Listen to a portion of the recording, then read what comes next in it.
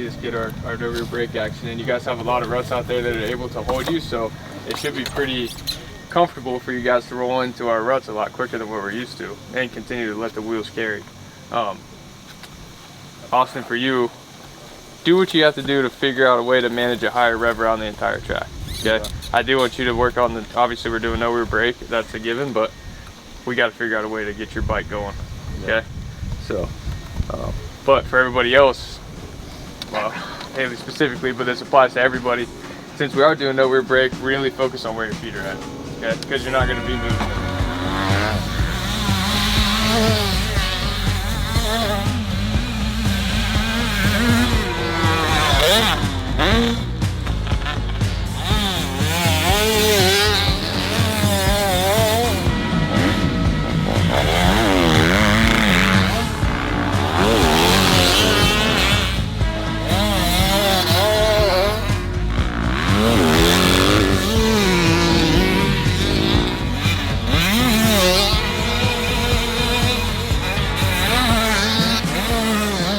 You don't feel like it was slowing you down at all?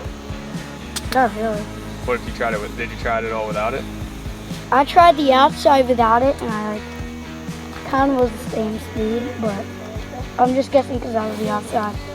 I watched you hit the outside on the rear brake though. That's the problem. So,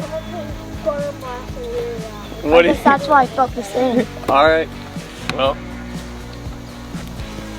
I guess the outcome of that is just don't use it. Yeah. Yeah. I was like, the front brake doesn't slow me down too much on this bike.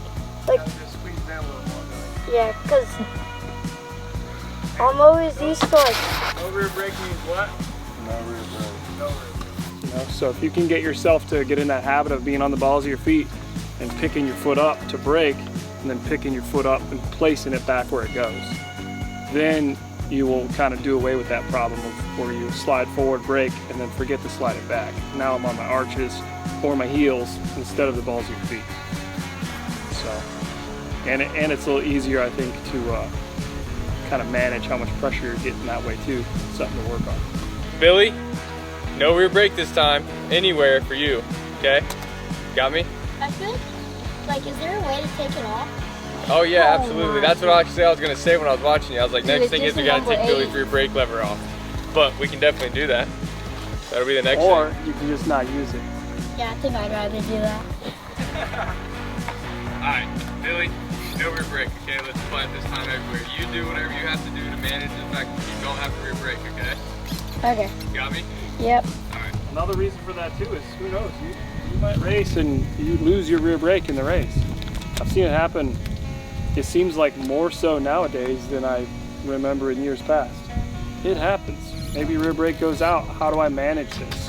How do I manage to still race at my pace because now my rear brake is all spongy and doesn't work?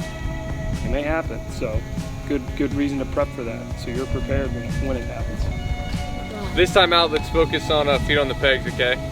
So we're applying the footwork we just did into our, like the exits of our turns, but also too, I want you guys to pay attention to the squareness of where your head's at in your turns, because it's very easy in this left-hander where I was talking to Billy about, that has that big hook in it, especially on the inside. Like when you guys sit into that, it's easy for the whole right side of your, or left side of your body to collapse, right? And as soon as that happens, you guys are pulling the handlebars, which is why when you exit that turn, you guys shoot now, clear back to that left side because you pull your front end that way. Picking up what I'm putting down, so squareness on the exits of our turns. Right here, okay? Leaning with the bike, not pulling or pushing the handlebars.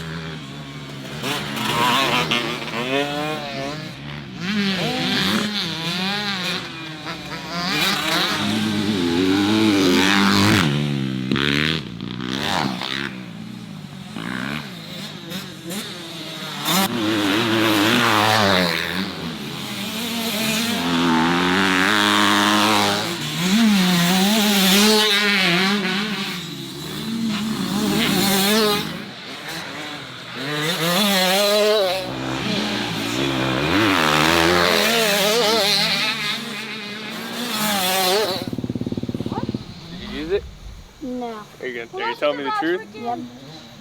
Swear? Yeah. Yeah, boy. See, if you'd have just done that the first time, you wouldn't have to do push-ups. Dude, it's hot because of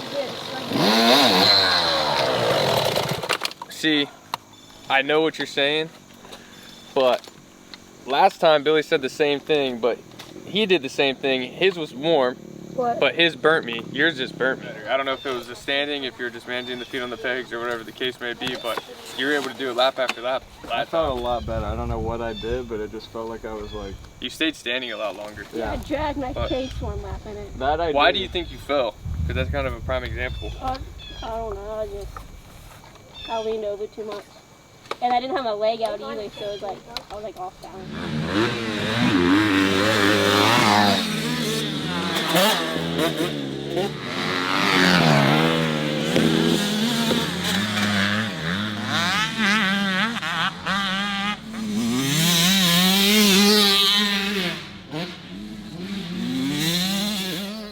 Pretty much, you know, Mondays and Fridays are kind of our technique day for motocross. So Mondays and Fridays we need to be working on whatever those weaknesses are. And if you don't know what your weakness is, ask us and we'll for sure tell you. But by now you should have a good idea of at least one of those major things I got to get better at. And then keep that thing in mind. That way every Monday, every Friday you're working on it. And even on Tuesdays and Thursdays when we're sprinting or we're pounding motos, still have that in your mind. I'm going to ride hard, but I'm going to keep working on whatever this is, whether that's, you know, keeping my hips back or looking further ahead or keep my elbows up or not abusing my rear brake. Whatever that major thing is, let's keep at it until we feel like, all right, I put a pretty good dent in that, now it's time to move on to the next thing. This is the time of year to, like I said, improve our skills. So for amateurs, whether we're going to mini-O's or if we're not anything big until next year, we're taking advantage of our time this fall so that come next year, we're ready to rock and roll and we've mastered some of those flaws that we had. So keep that in mind. It's called fine-tuning. That's what you gotta do, fine-tune it. All right? Good day, crew.